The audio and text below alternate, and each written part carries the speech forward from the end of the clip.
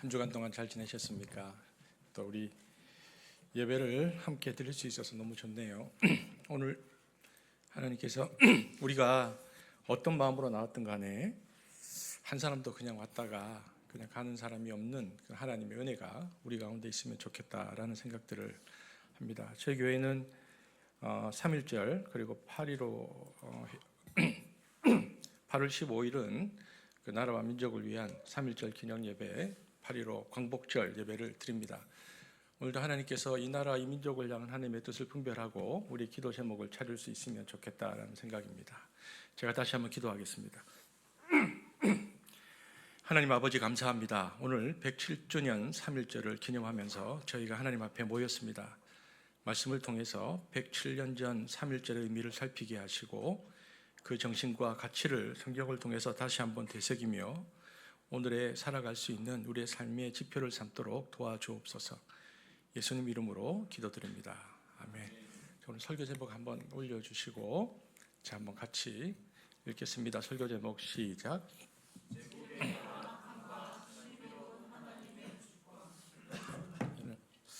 인류의 역사를 관통하는 하나의 거대한 줄기가 있다면 그것은 아마도 하나님으로부터 독립하려는 인간의 집요한 죄송과 그럼에도 불구하고 인간을 찾아오시는 하나님의 은총 사이의 팽팽한 긴장이다라고 저는 생각합니다. 여러분, 우리가 지금 발을 디딛고 있는 2026년 이 세상은 창세기 1장의 말씀처럼 흑암과 공허가 가득한 세상입니다.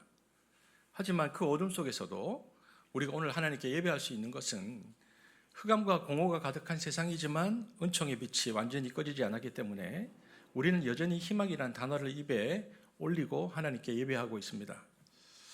그러나 제가 좀 전에 말씀드렸던 것처럼 문제는 여전히 우리를 둘러싸고 있는 흑암과 공허, 즉 이 세상의 어둠입니다. 여러분, 우리가 창세기 말씀을 보았는데 창세기 속의 뱀의 유혹은 아주 단순하면서도 치명적이었습니다. 뭐라고 얘기했죠? 사람들에게 네가 하나님처럼 될 것이다. 이 한마디는 인류 역사 내내 반복되는 인간 욕망의 원형입니다. 전능할 수 없는 존재인 인간이 스스로 전능함을 차지하려 할 때 반드시 나타나는 증상이 있는데 그것이 바로 폭력입니다.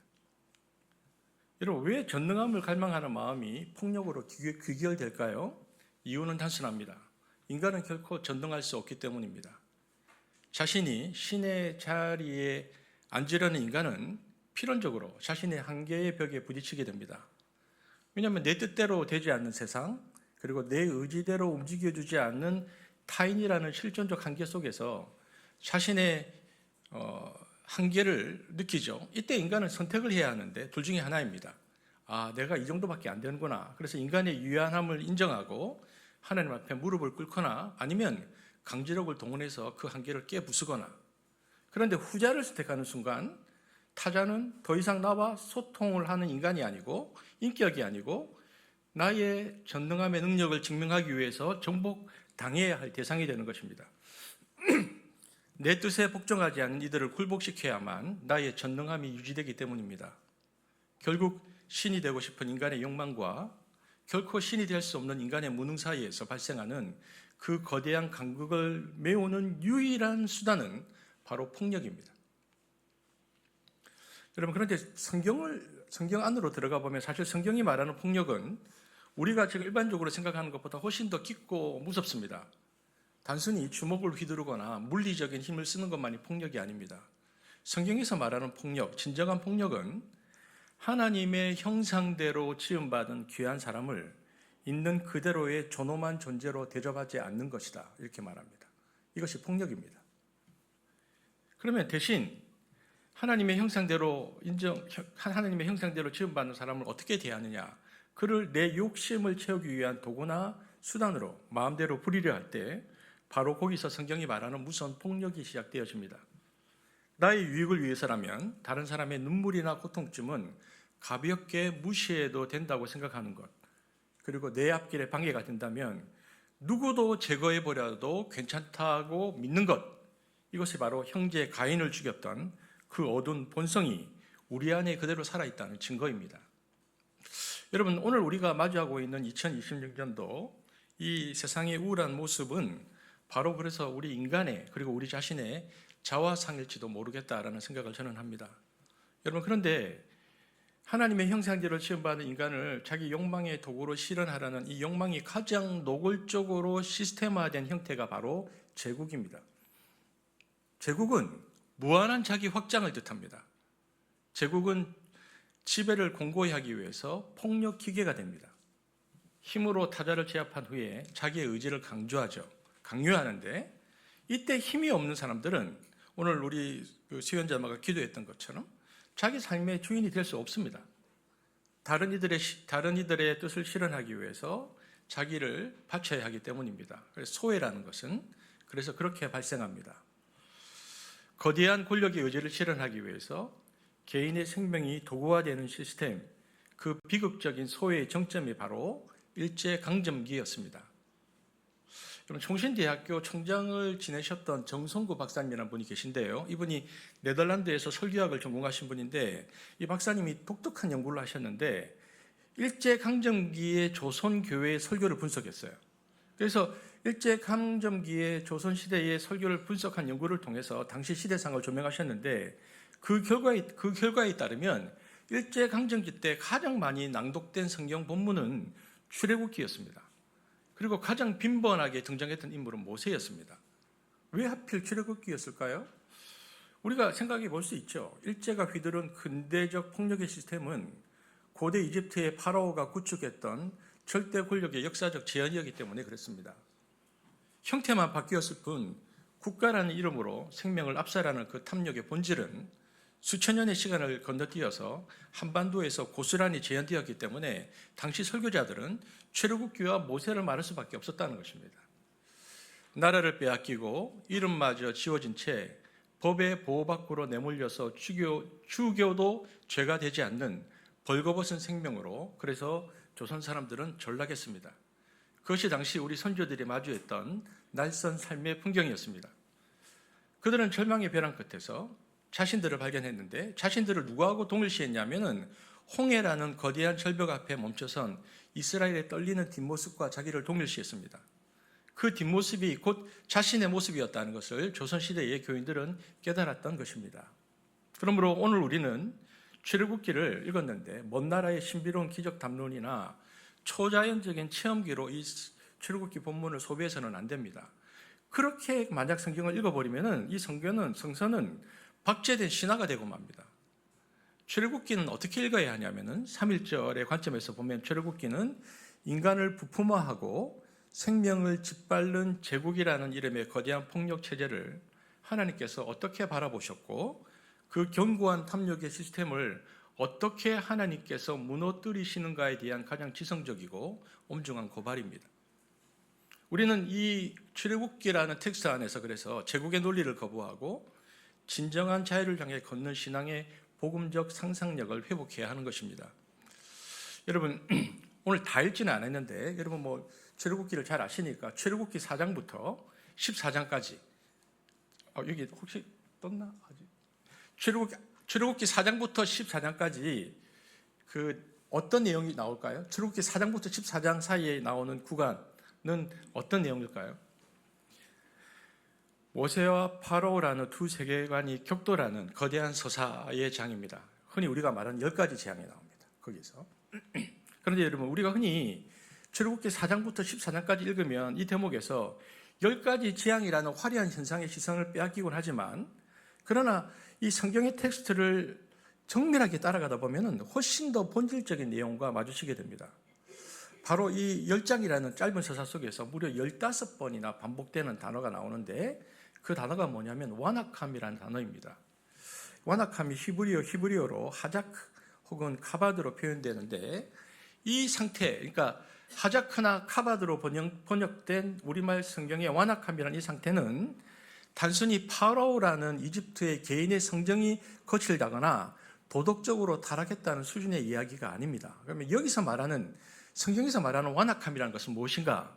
그것은 정확하게 그냥 직역하면 마음이 차가운 돌덩이처럼 굳어버린 상태, 마음이 차가운 돌처럼 굳어버린 상태. 그러니까 밖에서 아무리 두드려도 반응이 없고 옆에서 누가 아파서 소리를 질러도 그 비명이 전혀 들리지 않는 영혼의 마비 상태. 이게 완악함입니다. 그럼 성경이 이 완악함이라는 단어를 왜 이 10장에 걸쳐서 15번이나 집요하게 반복했을까요? 그것은 제국이라는 거대한 시스템이 얼마나 무서운 병에 걸려 있는지를 폭로하기 위해서입니다. 제국의 실체를 드러내기 위해서인데, 세상의 제국은 오로지 효율과 정복만을 위해서 달려갑니다. 그리고 그 속에서 살아있는 생명은 그저 기계를 돌리는 부속품으로 취급받기 일쑤입니다. 그리고 그 제국의 최고 정점, 꼭대기에 앉아있는 권력을 누리는 그 통치자는 자기 자신의 자리를 지키기 위해서 밑바닥에서 들려오는 신음소리를 철저히 틀어막아야 합니다.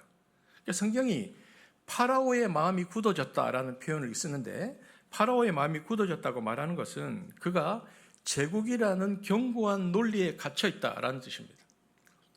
이웃의 고통을 느끼고 아파해야 할 인간적인 회로가 완전히 끊어져 버린 것입니다. 남의 눈물을 보고도 아무것도 느끼지 못하는 괴물이 된 것, 그것이 바로 성경이 고발하는 제국의 실체이자 파라오의 비극이었습니다. 여러분, 출애굽기를 읽어보면 출애굽기의 기록 방식이 매우 독특한데요, 단순히 과거의 사건을 나열하는 것이 아니고 아주 정교한 의도를 가지고 설계된 텍스트라는 것을 알 수 있습니다. 출애굽기 기자는 10가지 재앙이 진행되는 내내 묘한 그러니까 교차 구조를 사용하고 있는데, 어떤 제목에서는 하나님이 파라오의 마음을 완악하게 하셨다 이렇게 씁니다. 그런데 또 대목에서는 파라오가 스스로 자기 마음을 완악하게 했다라고 이렇게 나옵니다. 이 두 가지가 계속 교체돼서 나오는데, 하나님이 파라오의 마음을 완악하게 하셨다는 것은 9번이 나오고, 파라오가 스스로 자기 마음을 완악하게 했다는 것은 6번이 나옵니다. 그래서 15번 동안 이 완악함이라는 단어가 반복되고 있는 것을 보게 되어집니다. 그럼 왜 이렇게 번거로운 방식을 택했을까요? 그냥 하나로 통일하면 될 텐데 왜 파라오가 마음을 완악하게 했다? 하나님께서 하셨다. 여기에서 우리는 반드시 짚고 넘어가야 할 신학적 긴장이 숨어 있습니다. 첫째, 왜 그렇게 교차해서 썼냐면, 첫 번째는 하나님의 절대적인 주권을 말하기 위해서입니다. 성경은 이 거대한 구원의 드라마가 하나님의 통제 밖으로 단 한 치도 벗어나지 않았다는 것을 선포합니다. 하나님은 파라오의 완악함을 허용하시고 심지어 그 완악함조차 당신의 영광을 드러내는 도구로 사용하신다는 측면에서 하나님이 완악하게 하셨다라는 표현이 등장하는 것입니다. 그러니까 제국 이집트의 교만조차 하나님의 손바닥 위에 있다라는 선포입니다. 그런 표현이죠. 두 번째는 인간의 실존적 책임에 관한 문제입니다. 성경이 하나님이 파라오의 마음을 완악하게 하셨다고 기록했다고 해서 파라오가 하나님의 거대한 시나리오 속에서 움직이는 무생물적 로봇에 불과하다는 생각하는 것은 오해입니다. 절대로 그렇지 않습니다.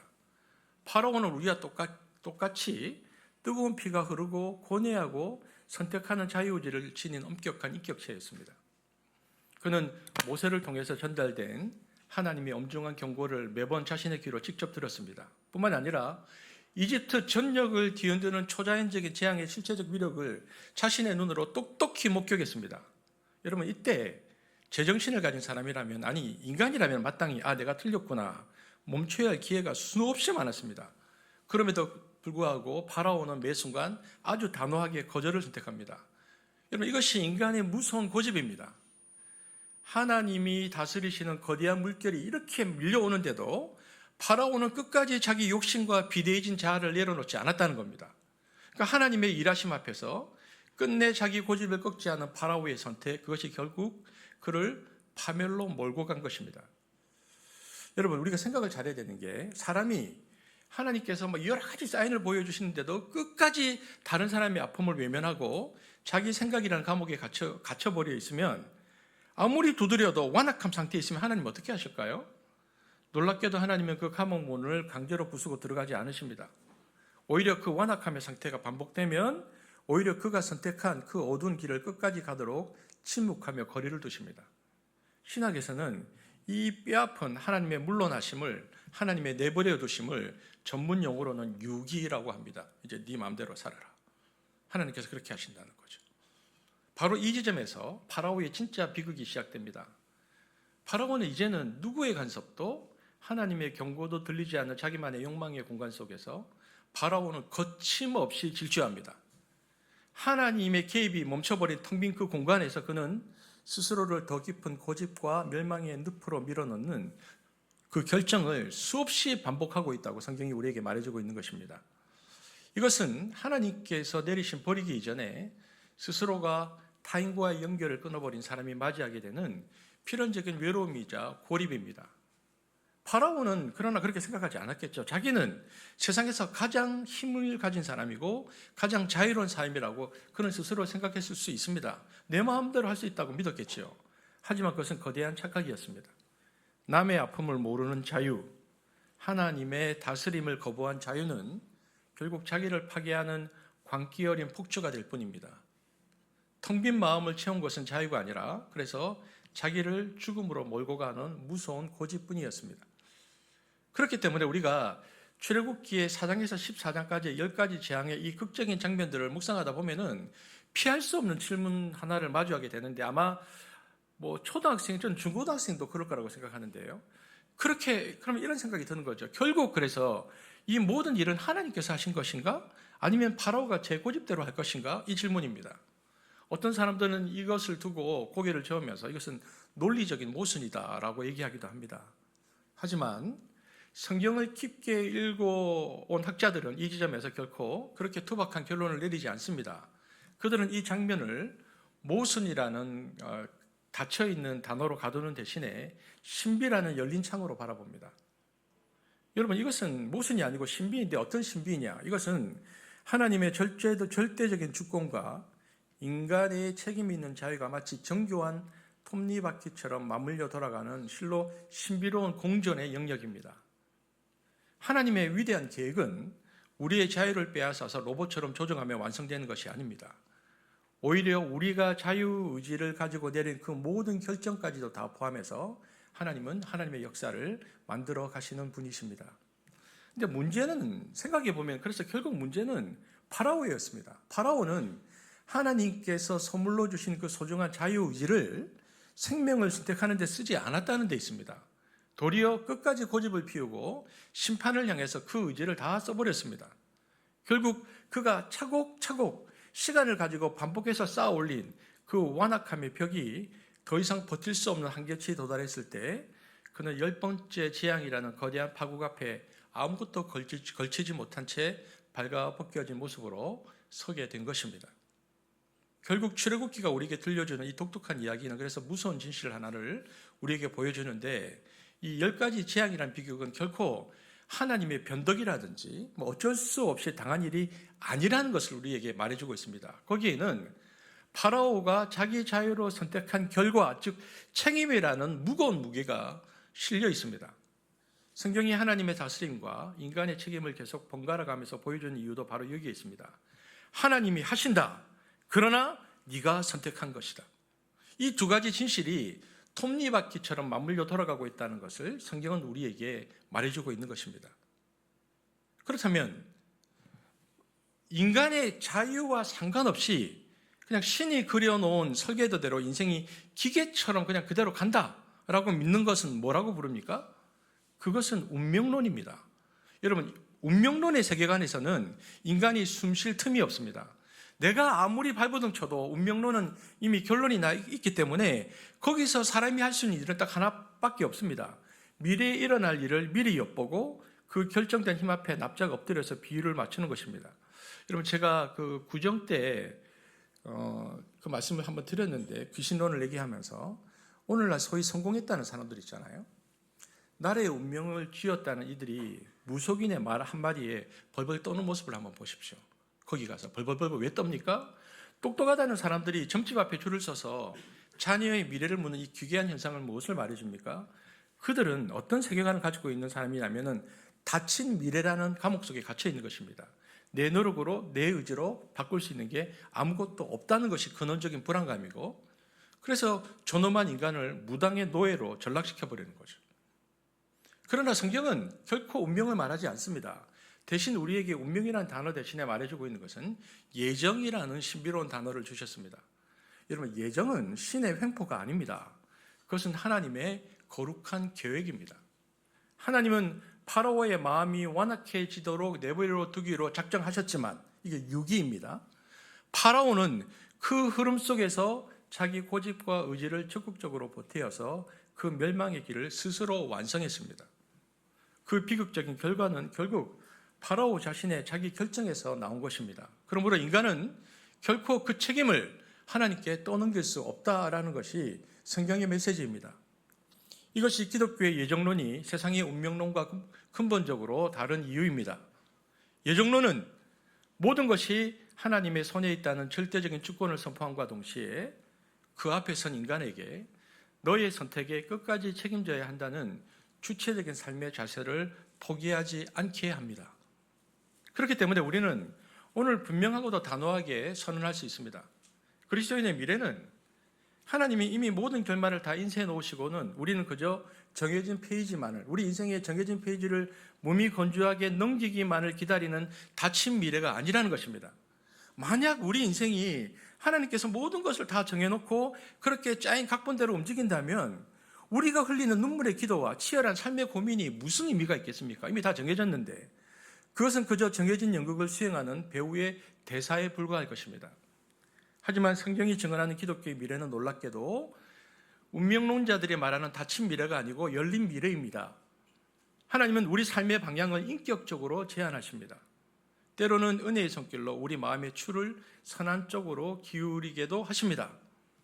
하지만 결코 우리의 인격을 짓밟거나 강제로 끌고 가지는 않으십니다. 그러니까 우리에게는 그래서 하나님의 거룩한 초대에 기쁘게 예라고 응답할 수도 있고 때로는 고집스럽게 아니요라고 거절할 수도 있는 하나님의 주신 존엄한 자유가 우리 인간에게 있는 것입니다. 바로 그 지점에서 하나님의 놀라운 신비가 시작됩니다. 하나님은 우리가 그래서 어떤 결정을 하잖아요. 매트릭스라는 영화에 봐도 그런 게 나오는데 하나님은 우리가 내린 어떤 결정을 무시하지 않으십니다.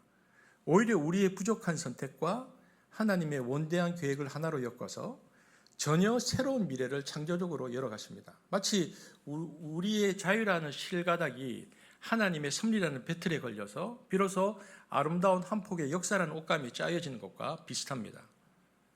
여러분, 우리에게 주어진 자유의지가 이토록 소중한 이유가 무엇입니까? 우리가 우리의 자유의지를 가지고 뭔가를 선택할 때 그것은 바로 우리가 그것을 선택하는 순간 하나님의 통치에 참여하는 창조적 파트너십의 유일한 통로이기 때문에 그렇습니다. 우리가 지금도 수많은 결정들을 하잖아요. 그런데 수많은 결정들을 하는 오늘이 사소하지 않는 이유는 지금 이 순간에 우리가 내리는 선택 하나하나가 하나님의 미래를 수놓는 소중한 변수가 되기 때문에 그렇습니다. 여러분, 이처럼 우리가 자유의지를 가졌다는 것은 참으로 고귀한 선언입니다. 하지만 냉정하게 우리 자신을 들여다보면 그 자유라는 것이 말처럼 그리 단순하지 않다는 것을 금방 깨닫게 되었습니다. 많은 신학자가 공통적으로 고백하는 진실이 있는데 뭐냐면은 인간이 타락한 이후에 우리의 자유의지가 더 이상 50대 50의 공평한 중립 상태가 아니라고 말합니다. 우리의 의지는 이미 순수함을 잃어버렸습니다. 죄라는 강력한 중력에 노출되어 있어서 가만히 내버려 두면은 자꾸만 어두운 쪽으로 나쁜 쪽으로 비스듬히 기울어질 수밖에 없는 비대칭적 의지가 되어버렸다는 것입니다. 지금은 이제 오늘 날씨가 많이 풀렸는데 제가 이 설교를 준비할 때 보니까 그때는 추웠는데 얼마 전에 거기 어디죠? 동네 동네 이름 모르겠다. 제가 동네에 좀 약합니다. 어디 가다 보니까 소나무 한 그루가 이렇게 있는데 무겁고 축축한 눈에 무게를 끼기지 못해가지고 허리가 이렇게 뚝 꺾여버린 나무를 봤는데 운전하다가 만약에 누군가가 달려가서 그 나무를 일으켜 세워주고 단단한 지지대를 대어주지 않으면 그 소나무는 평생 땅바닥을 기며 자라야 할 겁니다. 태양을 향해서 당당히 뻗어 올라가야 할 나무가 흙바닥의 습기 속에서 시들어가는 것, 그것은 소나무에게서 가장 잔인한 운명일 건데 저는 그 꺾인 나무를 보면서 바로 우리 인간의 모습을 봅니다. 우리 역시 죄라는 거대한 눈더미에 짓눌려서 하나님이 처음 만드셨던 그 곱고 당당한 모습을 잃어버린 존재들입니다. 신학적으로 말하자면은 우리의 자유의지는 이제 더 이상 공평하지 않습니다. 타락한 자유의지는 이미 죄라는 거대한 지각 변동 때문에 마음의 바닥이 이미 한쪽으로 쑥 기울어져 있습니다. 그래서 가만히 내버려 두면 우리의 마음은 마치 중력의 법칙을 따르듯 너무나 자연스럽게 어두운 쪽으로, 고집센 쪽으로, 나를 망가뜨리는 쪽으로 흘러가 버릴 수밖에 없는 존재가 되어 있습니다. 이것이 바로 오늘 우리가 마주하는 정직한 우리의 모습입니다. 우리에게는 그래서 우리를 다시 일으켜 세워줄 하늘의 지지대가 절실히 필요한 지점입니다. 하나님은 이 기울어진 의지가, 타락한 기울어진 인간의 자유의지가 파멸로 치닫지 않도록 방어장치를 마련하셨는데 그게 뭐냐? 그게 바로 율법입니다. 심지어는 에덴의 동산에조차도 하나님은 인간의 의지가 오작동할 것을 염려하셔서 선악과를 먹지 말라, 부정어 노후를 통해서 최소한의 가이드라인을 치셨습니다. 하지만 인간은 그 방어막을 넘어서 금지된 영역으로 나아갔습니다. 여러분, 우리 출애굽기에 보면 출애굽기 10계명 나오잖아요. 그리고 레위기의 그 수많은 율법 속에 우리 생각 안 해보셨습니까? 왜 이토록 하지 말라는 말이 많을까? 왜 이렇게 금령이 많이 나올까? 그것은 인간의 의지가 끊임없이 나쁜 쪽으로 기울어지기 때문에 그렇습니다. 아이가 말을 듣지 않을수록 부모의 잔소리가 늘어가는 것처럼 인간의 완고함이 깊어질수록 하나님의 노우라는 경고등도 그만큼 많아진 것입니다. 그러므로 우리는 우리가 지금 가지고 있는 우리의 자유의지를 맹신해서는 안 됩니다. 내버려두면, 타락한 인간의 자유의지는 내버려두면 나쁜 쪽으로 휘어지는 기울어진 존재임을 자각해야 합니다. 잠언서에 보면은, 잠언서 21장 1절에 보면은 사람의 마음을 보의 물, 그러니까 저수지에 갇힌 물과 같다 이렇게 표현했거든요. 물은 그 자체로 어디로 흘러갈지 결정하지 못합니다. 누군가 물길을 터주고 휘저어야만 그 방향으로 힘차게 흘러가기 마련입니다. 그래서 우리가 매일 아침 성령님의 은혜를 구하고 큐티를 하고 간절히 기도하는 이유가 바로 여기에 있습니다. 우리는 이렇게 기도해야 합니다. 하나님, 제 마음이란 저수지에 주님의 손길을 다하여 주옵소서. 가만히 두면 썩거나 엉뚱한 곳으로 흘러갈 내 마음의 물줄기를 주님의 선한 방향으로 잡아 주옵소서. 만약 우리가 이런 간절한 의탁도 없이 그저 내 생긴 대로, 내 욕망이 흐르는 대로 내버려 두고 산다면 어떻게 될까요? 우리는 필연적으로 타락한 자유의지를 가지고 고집에 고집을 더하고 완악함에 완악함을 더하는 괴물이 될 수밖에 없다라는 것입니다. 자, 그럼 이제 우리의 일상을 정직하게 돌아볼 필요가 있습니다. 여러분, 사랑해야 할 가족을 향해서 이유 없이 짜증이 막 올라오는 거예요. 그래서 가장 사랑해야 할 가족들에게 이유 없이 짜증이 솟구치고 혹은 며느리나 시어머니를 향한 서운함이 해소되지 않는 분노가 되어서 가슴에 쌓이고 남편이나 아내를 자기도 모르게 날쌘 말들을 내뱉고 돌아서는 후회하는 그 마음들을 가만히 들여다보십시오. 여러분, 꼭 기억하십시오. 우리가 우리의 마음을 보면 우리가 그렇게 하고 살잖아요. 내 마음을 내 힘으로 완벽하게 다스릴 수 있는 성인군자는 이 세상에 아무도 없습니다. 우리 마음은 가만히 놔두면 제가 조금 전에 들었던 그 예처럼 살 수밖에 없습니다. 점점 더 거칠어지고 결국에는 그러다가 딱딱하게 굳어버립니다. 그래서 우리는 그 즉시 무릎을 꿇어야 하는 것입니다. 내 마음이 이렇게 해서는 안 된다고 생각하면서도 자꾸 그렇게 갈 때, 통제가 안 될 때, 내 안에서 차가운 기운이 올라올 때 하나님 앞에 엎드려서 이렇게 울부짖어야 합니다. 하나님, 제 마음이 파라오처럼 완악해지지 않도록 저를 좀 도와주십시오. 성령의 온유함으로 이 거친 마음을 녹여주시고 주님의 손길로 저를 다스려 주옵소서. 그렇게 주님의 손을 의지할 때만 우리는 파라오가 걸어갔던 그 비극적인 파멸의 길에서 벗어날 수 있습니다. 내 고집을 꺾고 주님의 인도하심을 따를 때 우리는 비로소 하나님이 처음 만드신 그 아름답고 참된 인간의 길을 당당히 걸어갈 수 있는 것입니다. 여러분, 오늘 읽었던 출애굽기 14장 17절은 이 심판의 마지막 단계에서 정말 두려운 기록을 우리에게 남깁니다. 출애굽기 14장 17절에 혹시 보면 처음에는 파라오 한 사람의 마음이 완악해졌습니다. 그런데 결국 어떻게 됐다고 말하고 있습니까? 17절 이 부분만 같이 읽어보겠습니다. 시작. 내가 애굽 사람들의 마음을 완악하게 할 것인지. 처음에는 파라오의 한 사람이 마음이 완악했습니다. 근데 시간이 지나니까 애굽 사람들의 마음들이 다 완악하게 됐다고 말합니다. 그들이 파라오의 뒤를 따라서 그래서 모두 다 바다로 뛰어들게 하십니다. 여러분, 이 완악함이란 무서운 질병이 한 기회를 넘어서 제국 전체의 집단적 광기로 전염되어 버린 것입니다. 저는 이 대목을 묵상하면서 오늘 이 본문 14를 묵상하면서 20세기 일본 제국주의가 멸망하던 과정과 소름 끼칠 정도로 닮아 있다는 생각을 지울 수 없습니다. 여러분, 역사를 보십시오. 초기 일제의 조선의 침략은 그저 영토를 넓히려는 탐욕이었습니다. 하지만 시간이 지날수록 일본 제국주의가 점점 더 완악해졌습니다. 역사의 징후와 하늘의 경고가 수없이 있었음에도 불구하고 그들은 끝내 돌이키지 않았죠. 오히려 그 완악함은 일본 국민 전체를 오늘 성경 본문처럼 삼켜버렸고요. 결국 뭐가 나옵니까? 가미가제 특공대가 나왔습니다. 여러분 그냥 가서 죽는 겁니다. 비행기 타고 가서 연료 일정 부분만 연료만 가져서 죽는데 이를 비이성적인 광기로 터져 나왔습니다. 안타깝게도 그 광기의 소용돌이 속에서 자신의 의지와 상관없이 등 떠밀려서 하늘의 제물로 바쳐진 조선의 청년들이 너무 많습니다.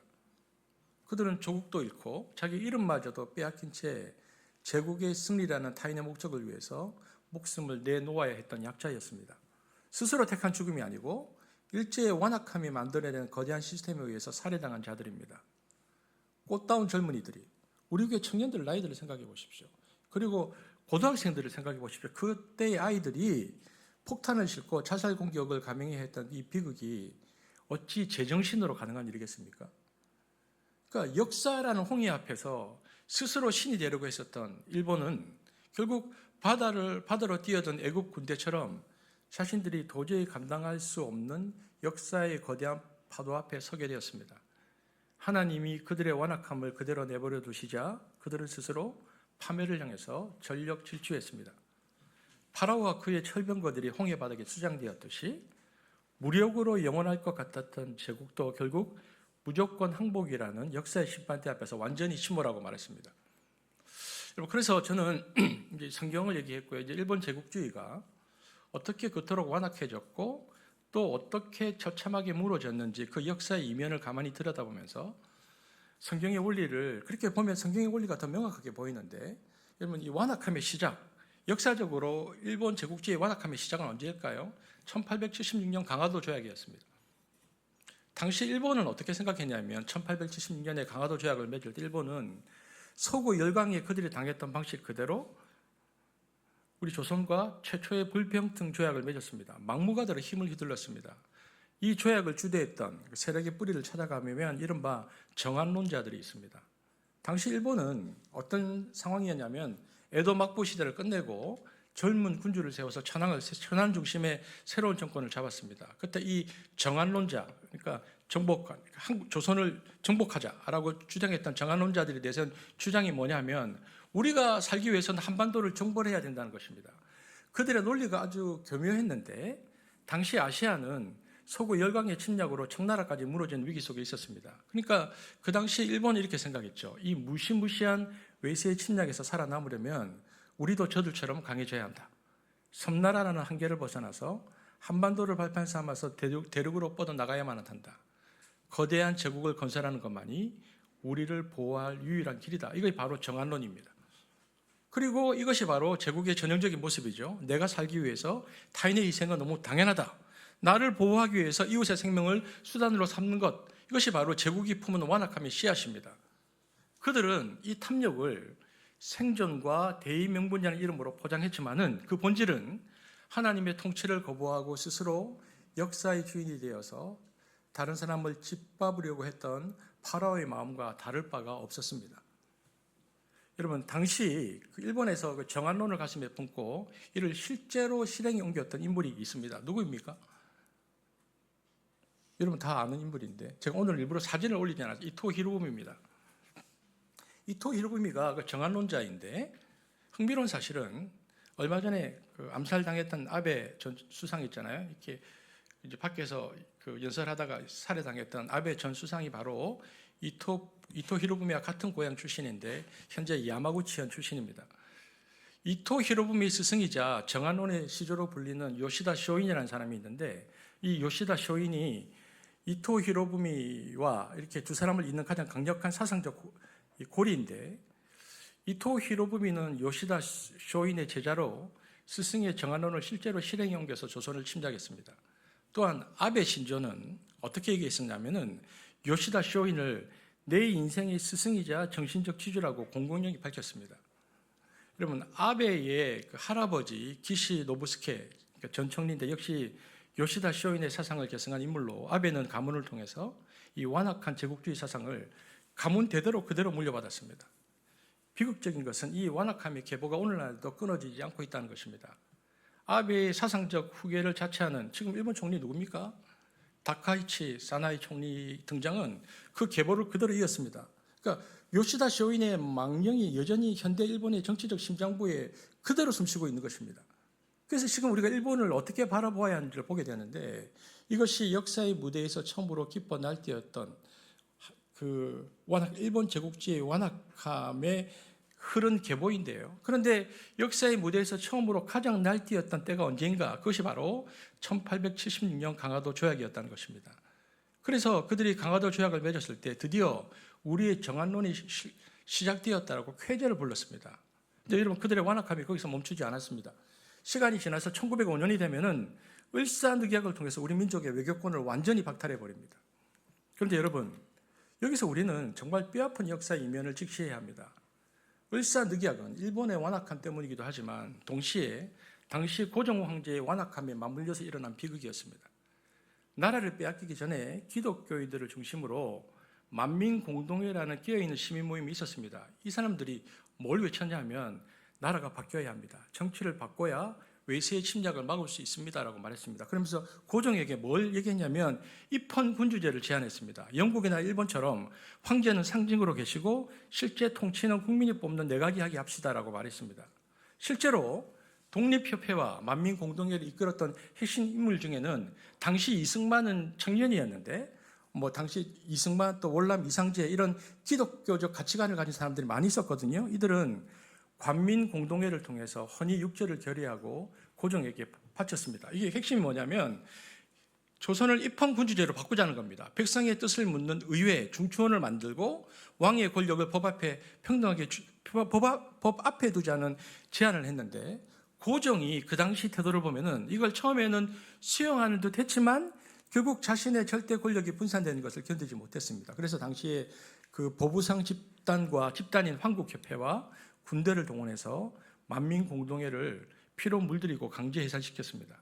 그리고 이듬해 1899년 고종은 근대적 헌법 대신에 대한국 국제를 선포합니다. 이게 뭐냐면 그 내용을 들여다보면은 1조부터 황제의 무한한 군권을 선포하고 백성을 주권자가 아니고 통치의 대상으로 확정합니다. 그는 백성의 지혜를 모아서 방어벽을 쌓기보다는 자신만의 성벽을 높이 쌓는 완악함을 선택했습니다.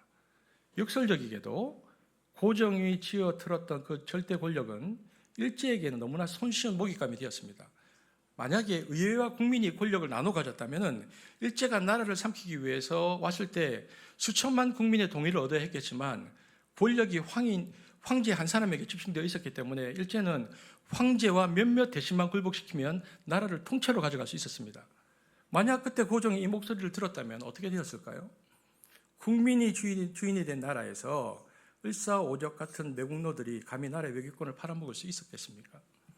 하지만 고종은 거절했습니다. 그 마음이 완악해져 버렸기 때문입니다. 이 나라는 내 나라인데 왜 백성들에게 권력을 줘야 하느냐는 고집이었습니다.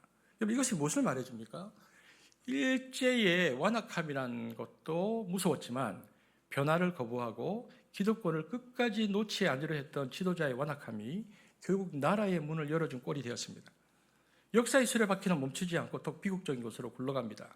1910년 일제는 그 완악함의 끝에서 마침내 우리나라를 통째로 집어삼키는 합방을 감행합니다. 한일 합방입니다. 그런데 이 과정에서 아주 이토 히로부미가 아주 교묘하고도 무서운 짓을 하나 합니다. 뭐냐면은 바로 그 당시 조선의 젊은 지도자 도산 안창호 선생을 불러들여서 파격적인 조건으로 회유를 했죠. 그는 도산을 일제의 앞잡이 꼭두각시로 세워놓고 조선을 통치하는 데 이용하려고 했습니다. 하지만 도산 선생이 그 완악한 속내를 단번에 꿰뚫어보고 나는 일본의 꼭두각시 노릇을 하지 않겠다. 단칼에 거절했거든요. 그리고 독립의 길을 이제 선택하죠. 험난한 길을 걷는데 그러자 일본이 판단합니다. 조선인들을 앞세운 통치는 안 되겠다. 그래서 무력으로 나라를 뺏고 초대 총독으로 그 악명 높은 데라우치, 그러니까 마사타케가 들어옵니다. 그리고는 그때부터 10년 동안 일제의 칼날은 말할 수 없이 악랄해졌습니다. 그렇게 10년 동안 한일 합방 후에 10년 동안 억눌리고 억눌렸던 분노가 임계점에 도달해서 바로 터진 것이 1919년 3.1절 운동입니다. 그때 일본이 어떻게 했습니까? 군대를 풀어서 무자비하게 학살을 자행했습니다.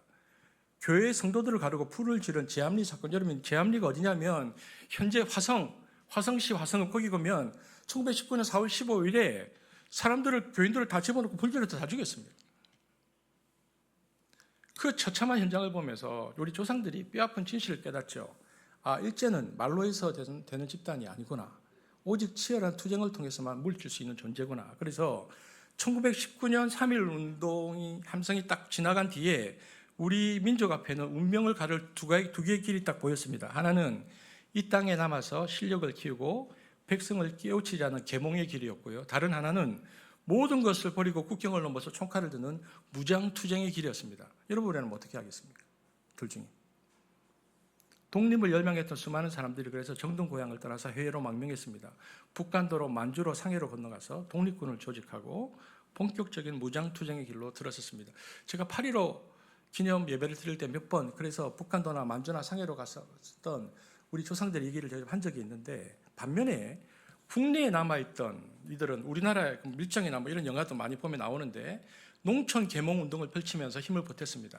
근데 문제가 뭐냐면 이게 일제가 우리를 강점했던 시기가 5년, 10년 끝났으면 좋은데 10년, 20년, 30년 계속 지나가는 거죠. 지금 여기 있는 분 중에 청년들 중에 뭐 승찬이만 해도 아직 30살이 안 됐는데, 태어났는데 승찬이가 35살이 되었는데도 일본이 다스릴 수 있었고 35살이 되었는데도 일본이 하고 있으면 어떤 생각을 하겠습니까? 내가 조선 사람인가? 그리고 일본이 없어지겠나?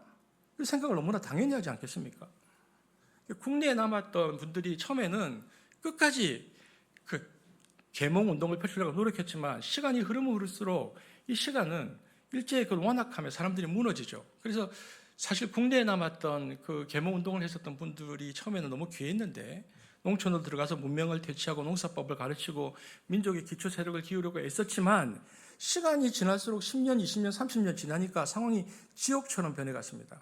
일제의 완악함은 날이 갈수록 악랄해졌고 이 땅에 남은 지식인들은 나중에는 결국 어떤 결론을 내리냐면 우리나라의 그 유명한 영화의 대사에도 나오죠. 친일을 하지 않으면 죽을 뿐이라는 가혹한 올무 앞에 당시 지식인들이 내몰렸습니다. 그래서 처음에는 민족을 위하다는 그 고귀한 결심들이 일제의 서슬퍼런 칼날 아래 하나둘씩 꺾여버렸습니다. 결국 국내에 남았던 수많은 문인과 예술가들이 나중에는 친일의 길을 걷고 마는 비극적인 결말을 맞이했습니다. 우리가 잘 아는 이강수, 천암선, 윤치호 모두 다 마찬가지입니다. 민족의 자존심이라 불렸던 독립선언서의 서명자 33인 중에서도 끝내 국내에 남아 일제의 완악함과 탈바다가 변절한 이름이 이들이 3명이나 있습니다. 그러니까 뒤돌아보면 지금 시간이 지나서 100년이 지나서 지금 뒤돌아보면 3.1 운동을 기점으로 한 실력 양성론은 일제의 완악한 통치 시스템 안에서 결국 순응이라는 덫에 그냥 걸려 있다라는 것을 보게 되었습니다. 주권이 거세된 교육과 문화는 결국 제국의 부속품으로 전락할 뿐입니다. 그렇기 때문에 모든 기득권을 버리고 광야로 나갔던 이들의 무장투쟁론은 단순한 물리적인 저항을 넘어서 나는 일제의 노예로 살지 않겠다는 주체적인 선언과 같은 마지막 남은 조선의 어떤 정신적 기초였는데, 이 뜨겁고 처절한 의지들이 모여서 마침내 상해 임시정부라는 민족의 상징성을 세우게 된 것입니다. 여러분, 그런데 제가 8.15 광복절 설교에도 분명히 말씀을 드렸는데 우리 역사에서 상해 임시정부는 단순히 망명정부가 하나 세워진 것이 아닙니다. 상해 임시정부의 헌법을 들여다보면 황제가 다스리던 나라가 비로소 국민이 주인이 되는 나라도 탈바꿈한 그야말로 획기적인 영적 역사적 변혁이었습니다. 헌법 1조에 보면 대한민국을 민주공화제로 함이라고 선포하고 황제가 아닌 국민이 주인이 된 나라를 상해 임시정부에서 세웠습니다. 한번 뒤집어 우리가 생각해 보십시오. 제가 조금 전에 말씀드렸지만 나라를 빼앗기기 전에 만민공동회에서 기독교인들을 중심으로 입헌군주제로 가야 합니다라고 간곡히 제안했을 때 고종이 끝내 거절했거든요. 완악함이 결국 나라를 빼앗겼는데 그로부터 10년 후에 처절한 항일 운동 끝에 우리 조상들이 도달한 결론이 뭡니까? 다시 황제의 나라를 세우자는 게 아니었습니다. 그게 아니고 그들은 대한제국이 아니고 대한민국, 즉 백성의 나라를 선포했습니다. 정치 체제는 놀랍게도 민주공화정이었습니다. 여러분, 이것이 얼마나 위대한 선각자적 결단이냐면 지금부터 100년 전에 이 척박한 아시아 땅에서 민주공화정이라는 용어를 세우고 실천한 민족은 우리밖에 없습니다. 나중에 중국의 우리가 얘기하는 선문 순원이 우리에게 민주공화정을 배워갈 정도입니다. 당시 일본도 인도를 비롯한 동아시아의 그 어느 나라도 이런 꿈을 꾸지 못했습니다. 하지만 우리 조상들은 가장 앞서 나간 선각자들이었습니다.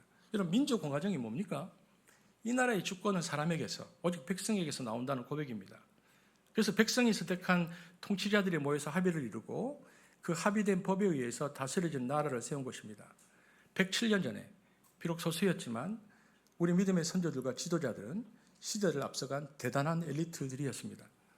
여러분, 상해 임시정부는 그래서 특정 개인의 영웅담이 아닙니다. 당시 이승만이라는 지도자를 내세워서 국제사회의 독립의 당위성을 알리는 동시에 의정원이라는 합의기구를 통해서 법에 의한 통치를 실현하려 했던 민족의 지혜의 결집체였습니다. 이처럼 상해 임시정부는 시작부터 철저하게 민족공화정의 토대 위에 세워진 공동체였습니다. 이렇게 우리 민족은 3.1운동을 통해서 황제의 신민에서 공화국의 시민으로 거듭나며 자리를 잡아갔습니다. 하지만 우리 민족이 이때 이렇게 성숙해져 갈 때 일본 제국은 어떻게 했습니까? 완전히 반대였습니다. 그들은 그 완악함의 자리에서 멈추지 않았습니다. 오히려 그 굳어버린 마음은 더 큰 파멸을 향해서 폭주하기 시작했습니다. 여러분, 역사를 이렇게 시뮬런 해보면 제가 그 영화 제목이 기억이 안 나는데 아주 예전에 나왔는데 아마 장동건 씨가 주인이었나? 그러니까 다시 과거로 돌아가서 이토 히로부미를 하얼빈에서 저격하는 것으로 이렇게 돌아가는 영화가 있었는데 이전에 역사를 시뮬레이션 해보면 가장 아찔한 대목이 어디냐면 저는 이토 부미가 하얼빈에서 죽지 않았을 때라고 생각합니다. 근데 그걸 산정한 영화거든요. 여러분, 이토 히로부미는 제가 이토 히로부미가 궁금해가지고 평전도 봤거든요. 이토 히로부미가 악마적인 천재입니다. 왜냐하면 이토 히로부미는 점진적 침략주의자입니다. 그러니까 뭐 어떤 생각했냐면 이토 히로부미 생각은 조선과 만주까지는 확실하게 먹고 중국 본토나 서국 강대국하고는 상대하지 않는다. 이게 이토의 생각이었습니다. 철저한 계산이었습니다. 이토는 그러니까 어떤 사람이냐면 칼로 상대방의 목을 베는 어떤 그런 사무라이 같은 사람이 아니고 독을 탄 차를 천천히 마시게 하는 자입니다. 일본의 국력이 이토가 생각할 때 일본의 국력이 아직 서구 열강과 정면으로 맞붙기에 부족하다는 것을 이토는 너무나 잘 알았습니다. 그래서 그는 침략의 속도 조절을 생명으로 여겼던 사람입니다. 그의 전략은 제국주의의 정당성 확보에 있습니다. 그래서 미국과 영국 같은 강대국에게 이토가 어떤 말을 했냐면은 우리는 너희하고 맞설 생각이 아니다. 아시아에서 나온 괴물이 아니다. 우리는 동양의 무질서를 바로잡으려고 하는 너희의 파트너다. 그 인상을 주려고 굉장히 노력했습니다. 실제로 그래서 그는 조선의 외교권을 박탈할 때도 국제사회에 조선의 근대화라는 명분을 끊임없이 서강에게 알리려고 노력했습니다. 이토는 서구 사회와 적이 되는 대신에 그들의 법과 질서 안으로 들어가서 그들의 묵인 안에 조선을 야금야금 갉아먹었습니다. 만약 이토가 죽지 않고 계속 집권했다면 일본은 국제사회의 묵인 속에서 조선을 식민지가 아니고 일본의 일부로 완전히 개조했을 겁니다. 그것은 마치 뜨거운 불길에서 타 죽는 것이 아니고 미지근한 물에서 서서히 삶아 죽는 개구리 운명과 비슷합니다. 만약에 그가 살아서 일본의 그 독자하는 완악함의 브레이크를 손으로 쥐고 계속 천천히 갔다면 일본 제국은 서구 열강의 일원으로 인정받으면서 조선을 아주 천천히 그러나 완벽하게 소화해 먹었을 겁니다. 그랬다면 저와 여러분은 지금 우리말이 아닌 일본어로 예배를 드리고 있을지도 모릅니다. 하지만 1909년 10월 26일 안중근이라는 청년의 총성이 그 교활한 브레이크를 파멸시켰습니다. 세 발의 총탄이 이토 히로부미의 가슴을 꿰뚫었을 때 그것은 단순한 암살이 아니었습니다. 그것은 가장 정교하게 설계된 지옥의 설계도를 찢어버리는 사건입니다. 이토가 쓰러지면서 했던 유명한 말이 있잖아요. 곁에 있었던 비서관 하리모토에게 누가 쐈느냐 물으니까 옆에서 조선님입니다. 그러자 그가 했던 말이 있거든요. 일본 말로 욕이니까 제가 말을 못하겠고 한국말로 번역하면 이 바보 같은 녀석. 그리고 숨을 거둡니다. 이 짧은 단어 속에서 담긴 이토의 속내는 뭐냐면 섬뜩한 오만인데 이토는 죽으면서 이렇게 생각한 거죠. 무지한 조선놈들아, 내가 있어야 너희가 서구 열강의 밥이 안 되고 내 밑에서라도 평화를 누릴 건데 너희는 지금 너희를 지켜줄 유일한 브레이크를 스스로 부숴버렸구나. 이 어리석은 조선놈들아. 이것이 이토가 꿈꾼 제국의 평화였습니다. 강한 자가 약한 자를 먹어치우되 소화불량이 걸리지 않게 천천히 아주 세련되고 먹어치우자는 관리된 침략입니다. 여러분, 안중근 의사가 나중에 리슨 감옥의 죽음을 앞두고 이제 갇히잖아요. 안중근 의사가 그 리슨 감옥에서 써내려간 동양 평화론을 읽어보면 이 토의 가짜 평화에 대해와 얼마나 차이가 나는지 신학적, 철학적 선언문이 거기 있습니다. 이 토 히로부미의 평화는 당시 말로 하면 팍스 자포니카, 일본의 칼 아래 모든 민족이 굴복하는 죽음과 같은 고요함을 뜻했습니다. 하지만 안중근의 평화는 달랐습니다. 그는 한중일 삼국이 각자의 자주권을 지키고 공동의 의회를 구성하고 공동화폐를 발행하고 공동 군대를 만들어서 서구의 침략에 대응하자는 선구적인 동북아 공동체를 제안했습니다. 그것은 지배하는 평화가 아니고 공존하는 평화였고 힘의 논리가 아니고 정의의 논리로 세상을 재편하려는 원대한 꿈이었습니다.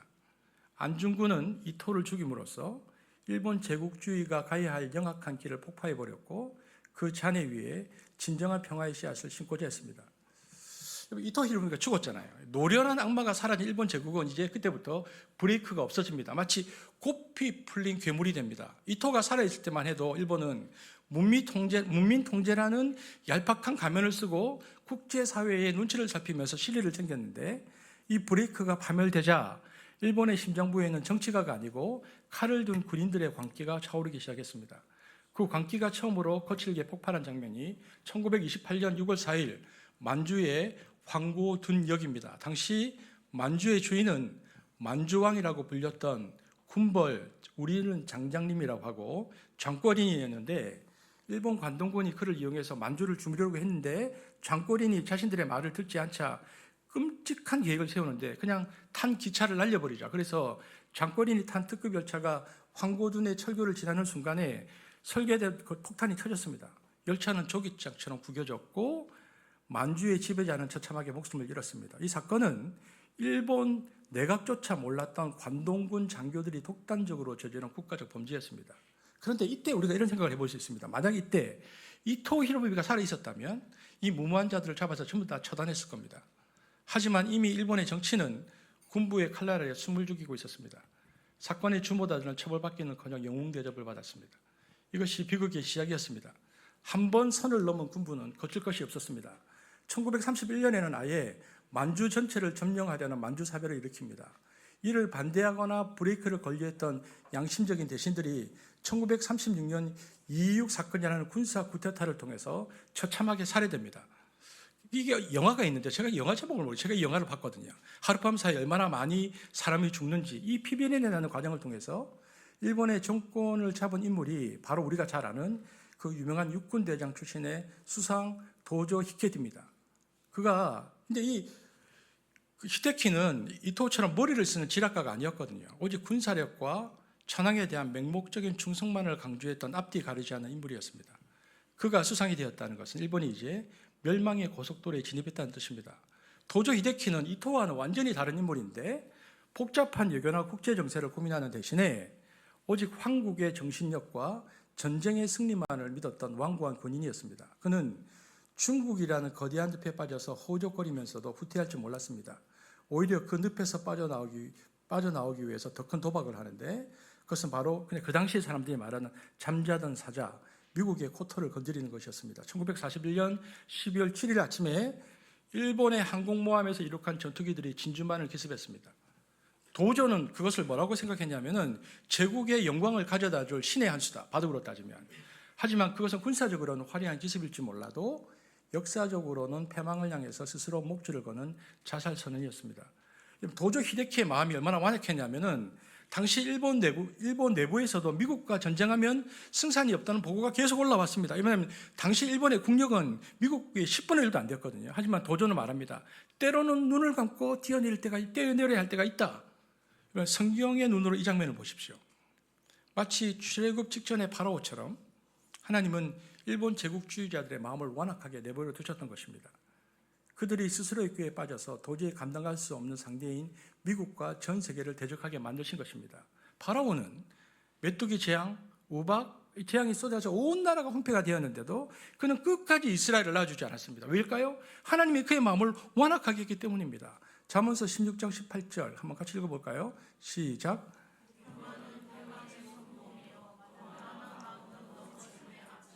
여러분 도조 히데키와 일본 군부의 마음이 바로 이러했습니다. 하나님은 그들의 눈을 가리셨고 그들이 가진 힘을 과신하게 만드셨습니다.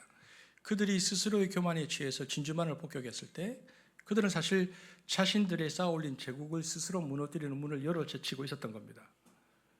여러분, 하나님은 악인의 지략을 폐하시고 그들이 가장 어리석은 선택을 하도록 내버려 두셨습니다. 광활한 태평양 한복판에서 일본의 군함들이 격침될 때마다 조선의 하늘에는 해방의 서강이 조금씩 비치고 있었습니다. 이제 일본이란 제국의 거대한 바벨탑이 무너지는 마지막 순간을 보십시오. 하나님은 완악해질 대로 완악해진 그들을 심판하시기 위해서 인간의 상상을 초월하는 두 가지 막다른 골목을 준비하셨습니다. 이 두 가지 때문에 일본이 무너졌는데, 첫 번째는 우리가 잘 아는 1945년 8월 히로시마와 나가사키 하늘에 인류가 한 번도 경험하지 못한 두 개의 태양이 떴죠. 뭡니까? 원자 폭탄입니다. 그것은 단순한 거대한 폭탄이 아니고 인간의 탐욕이 빚어내는 문명이 스스로를 파괴하는 심판의 불벼락인데, 그런데 여러분, 놀랍게도 우리는 그것 때문에 일본이 항복했다고 생각하지만 아닙니다. 일본 지도층들은 히로시마 나가사키의 원폭이 떨어졌을 때도 항복을 주저했습니다. 여전히 본토 결전을 외치고 있었고, 이런 면에 일본인을 총알바지로 내세워서라도 자신들의 천황제의 우상을 끝까지 지키려고 했습니다. 그러니까 원자 폭탄도 그들의 완악함을 깨뜨리지 못했죠. 바로 그 순간에 하나님이 또 다른 하나의 역사의 결정적인 카드를 두셨는데, 그게 바로 북쪽에서 밀고 들어오는 소련의 참전입니다. 1945년 8월 9일이 원자 폭탄보다 더 소름 끼치는 소식이 일본 수뇌부에 들려오는데, 소련군이 만주 국경을 넘었다. 이것은 일본에게 원자 폭탄보다 더 큰 공포였습니다. 왜일까요? 만약에 전쟁에 져서 미국이 항복하면 비록 전쟁에는 지더라도 천황제라는 체제는 협상을 통해서 보존할 수 있는 신라 같은 희망이 있었습니다. 하지만 사회주의 군대인 소련군이 일본 땅에 발을 들이는 순간 그들이 신처럼 떠발쳤던 청황은 단두대에 서게 될 것이고 일본은 공산화될 것이 뻔했습니다. 그들은 그래서 원자 폭탄에 죽어가는 백성들을 보고 항복한 게 아닙니다. 자신들의 종교이자 우상인 이 천황제가 뿌리가 뽑힐까 봐 그 공포 때문에 허겁지겁 미국 앞에 무릎을 꿇은 것입니다. 이것이 인간의 추악한 민낯입니다. 그 당시에 일본의 천황을 섬겼던 그 사람들조차도 국민들은 마음이 없었습니다. 일본 자국민들도 자기의 천황제가 무너질까 봐, 소련이 들어오면 공산화될까 봐 항복한 거죠.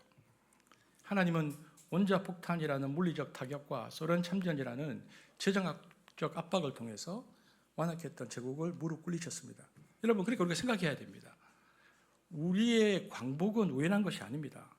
이토의 간교한 지략을 안중근의 총성으로 깨뜨리시고 일본 군부의 마음을 완악하게 하셔서 스스로 멸망의 길로 걷게 하신 하나님의 치밀한 작전이었습니다. 여러분, 생각해 보십시오. 우리는 내 능력으로 우리의 인생의 문제를 풀려다가 지쳐서 쓰러지고 맙니다. 하지만 우리가 기억해야 할 것이 있습니다.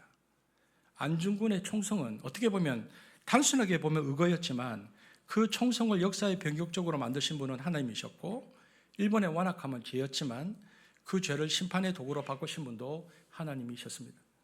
여러분, 그러면 이제 우리에게 적용하고 설교를 맺으려고 하는데, 현재 여러분의 마음과 삶을 짓누르고 있는 나의 현실의 제국은 무엇입니까? 도저히 넘지 못할 것 같은 경제적 압박입니까? 혹은 끊어지지 않는 어떤 관계의 사슬입니까? 혹은 무너진 건강입니까? 지금 나를 일본처럼 현실 세계에서 나를 힘들게 하는 나의 제국은 무엇입니까? 근데 여러분이 할 일은 그 견고한 성벽 앞에서 절망하는 것이 아닙니다. 역사의 물줄기를 단번에 바꾸셨던 그분의 압도적인 개입을 구하는 것입니다. 우리의 광복이 도둑같이 그러나 필연적으로 찾아왔듯 여러분의 인생의 예배된 해방의 날도 이미 하나님의 작전판 위에 그려져 있다는 것을 믿음으로 고백해야 됩니다. 그 치밀하신 주권자를 믿고 오늘이라도 비록 나를 힘들게 하는 어떤 제국과 같은 그런 힘듦이 있다 할지라도 광야를 당당히 걸어가야 합니다. 그래서 우리는 이 역사를 보면서 고백해야 합니다. 강대국의 책략보다 군대의 칼날보다 무서운 것은 역사를 주관하시는 하나님의 손길입니다. 저는 우리 역사의 주인뿐만 아니라 우리들의 삶의 주인도 하나님이라는 것을 믿음으로 고백합니다. 우리의 개인의 역사의 주인인 하나님을 신뢰하고 오늘도 믿음으로 당당하게 그 길을 걸어가는 저와 여러분 되어지기를 주의 이름으로 축복합니다. 기도하겠습니다. 하늘과 땅의 권세를 가지시고 인류의 역사를 당신의 거룩한 뜻대로 운행하시는 만군의 여호와 하나님, 100년 전 어둠이 짙게 깔린 이 땅에 자유의 함성을 허락하시고 도저히 무너질 것 같지 않던 제국의 견고한 성벽을 하나님의 방법으로 허물어 두신 그 위대한 섭리를 찬양합니다. 하나님, 오늘 말씀을 통해서 저희는 인간의 완악함이 어떻게 스스로를 파멸로 몰아넣는지를 보았습니다. 스스로 신이 되려 했던 제국과 기득권을 놓지 않으려 했던 지도자들의 굳어진 마음이 결국 비극을 낳았음을 고백합니다. 주님, 간절히 구하오니 오늘 우리 안에도 혹시나 바로와 같은 완악함의 씨앗이 자라고 있는지 아는지 돌아보게 하여 주옵소서. 특별히 오늘날 이 시대를 위해서 기도합니다. 107년 전 선조들이 꿈꿨던 민주공화정의 가치, 즉 사람이 수단이 아니고 목적으로 대접받는 나라, 하나님이 주신 존엄한 자유가 강물처럼 흐르는 나라를 우리가 온전히 지켜낼 수 있도록 하나님 도와주옵소서. 역사의 주인이신 하나님, 우리의 미래는 닫힌 운명이 아니라 주님 안에서 열린 신비임을 고백합니다. 우리가 내리는 작은 선택들이 하나님의 거대한 섭리와 맞물려 아름다운 역사의 옷감을 만들어 간다는 것을 믿음으로 믿게 하시고 오늘이라는 광야를 하나님과 함께 당당하게 걸어갈 수 있도록 축복하여 주옵소서. 감사를 드리며 예수님 이름으로 기도합니다. 아멘.